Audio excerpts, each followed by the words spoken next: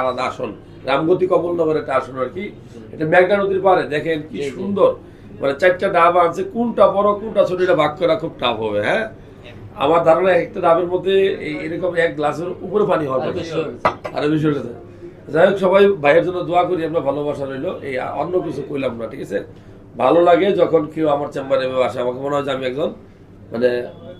একজন মানুষ আর কি, যে আমাকে অনেকেই হয়তো ভালোবাসে, আমি হয়তো তাদের যোগ্য না আর কি, তাদের অতটুকু ভালোবাসা পাওয়ার যোগ্য আমি না। তারপর দোয়া করবেন সবাই ওর জন্য, আমার জন্য। আর নারকেলের কথা তো কোয়া লাগবে না, আর দুধ তো আপনার ঘাস, কাঁচা ঘাসের এর মানে আমি দুধ খাই, মানে এই গাছ খায়। ঘাস। এটা সবসময় আমরা যে দুধটা খাইতে বলি, যে যারা দুধের কথা বলি যে কোন দুধটা আপনি খাবেন, কোন দুধটা খাইলে আপনার মানে দুধে আসলে কি থাকে বলতো, দুধে মূলত সবচেয়ে বেশি কি থাকে, ক্যালসিয়াম।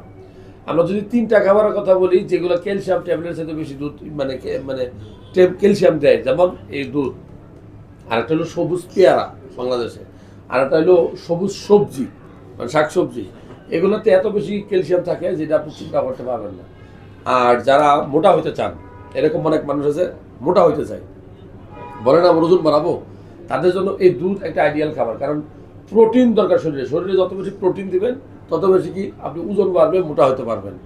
এটা হলো দুধ, হলো সেই খাবার। দুধের সবচেয়ে বেশি কি থাকে, নর্মালি দুধে থাকে আপনার প্রোটিন, দুধে থাকে ক্যালসিয়াম এবং ভিটামিন এবং আয়রন এবং অ্যান্টিঅক্সিডেন্ট। সো দুধ যত বেশি খাইতে পারেন, এটা তোমাদের গাভীর এবং ঘাস খায়, সবুজ ঘাস খায়, এমন গাভীর দুধ খেলে টেস্টোস্টেরন লেভেল বাড়ে, বীর্য গাঢ় হয়, ঠিক আছে। এটাই হলো সত্যি কথা। আর ক্যালসিয়াম পাবেন ইচ্ছা মতো। ধরো এই রেখে দাও, এখন আর সমালোচনা করো।